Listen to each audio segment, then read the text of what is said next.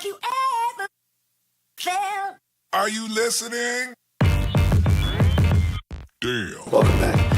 What's up, YouTube? Thank you for tuning in to another episode of Race to 100. I'm Neil Batang. And I'm Victor Marquez. The recent Dave Chappelle stand-up comedy, The return of the great. The return of one of the greatest of all time. That was on Netflix. That's why Rick's couldn't talk about it. He's not a big fan of stand-up comedy, so he decided to sit this episode of Race to 100 out.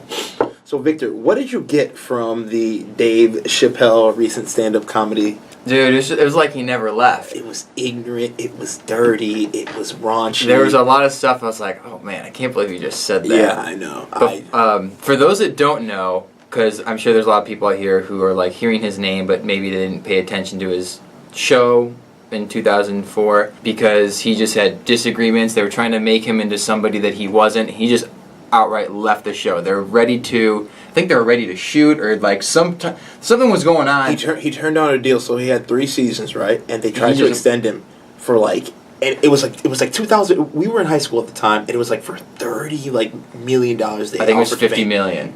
I think he lost $50 million. 50, 30. It's a lot of money. They're trying to figure out where he is, and then they find out like he's in Africa. And then he just... And everyone was saying he went crazy. But the reason why Dave Chappelle decided not to do this anymore is because he was tired of exploiting black people. He felt that he was, like, responsible for a lot of the negative stereotypes, or perpetuating a lot of the negative stereotypes that white America thinks of black people. He felt that a lot of those stereotypes that we see about black people being lazy, black people doing this, black people doing that... They saw that through Dave Chappelle once upon a time. And yeah, it was all fine and dandy. It was a joke, but he felt just wrong about harshly judging his community and making millions of dollars off of it. So he decided against this huge contract extension. He went to Africa. He found himself, and people were saying he went crazy. He came back. I remember that, yeah. People were like, he's on crack. Like, I remember he had some heartfelt interview with Oprah. He just needed a break. He just needed a break. He goes away for a little bit. He takes and then he comes back. A sabbatical. Yeah. I wish Rix was here, but he would have loved me saying that word. He took a sabbatical from the stand-up industry and came back, and 10 years later, man, he's still sharp, still doing his thing. It was great. If you guys haven't seen it, make sure you check it out. It special. was so smooth, but it's great to see someone that has been a part of history. Like, I knew OJ. Like, I met OJ before he was with Nicole. I met OJ while he was with Nicole. I met OJ after Nicole passed away. So to see someone who was part of all of these monumental times in history and be able to clown about it is just crazy. You know what I'm saying? Like, man, I remember where I was when OJ was, on the highway with that football player driving away from the police when they wanted to arrest him, AC, whatever. I think he mentions, too, that he had, like, met AC also. That's absolutely. Pretty funny. Which is pretty tight, but Dave Chappelle's a legend. He is, but he's so obnoxious, but he's tailored that down. Like, you've seen the maturity of Dave Chappelle. Yeah. You see those glimpses of the man he once was, the funny guy from Dave Chappelle, who still has it in him, but he's a mature individual, capable of critically thinking while still entertaining the masses. It sounds like he's more anchored now, so he'll probably do specials or do interviews. Yeah, I don't think he'll ever be on some show. I don't know if he'll act again. I think he's just going to do what he wants to do. He'll look at the offer. He'll see how much time he has to put in.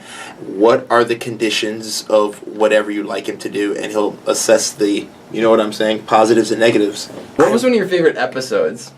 Dude, the whole Rick James thing, dude. The fact, dude, it was great. Like, I grew up on Rick James first and foremost. So when I see this guy just telling crazy stories and I see Rick James, couch. You know what I'm saying? And he makes a return to comedy. And Charlie Murphy, Charlie Murphy, the less funnier of the Murphy brothers, but still funny in his own way. The Prince, the episode when they play basketball. Yeah. Oh my goodness. He's like game blouses. Man. No, Chappelle. Them cats could ball. That was my favorite one for sure. But make sure you guys like, comment, and subscribe to our YouTube channel for more access to episodes of Race to 100. If you haven't yet, make sure you check out the Dave Chappelle special on Netflix. Which he was paid $60 million for, by the way. He got paid handsomely. I mean, that's his contribution to the game when you're the best. It's cool because, everyone, right now, Kevin Hart is having his moment. Like Isn't he like the highest paid comedian of all time? He's one of them, but like Dave Chappelle has reached like that upper echelon elite status in that realm of comedians and all. We appreciate all that you do. I'm Neil Batang. And I'm Victor Marquez. And we'll catch you next time on the Race to 100.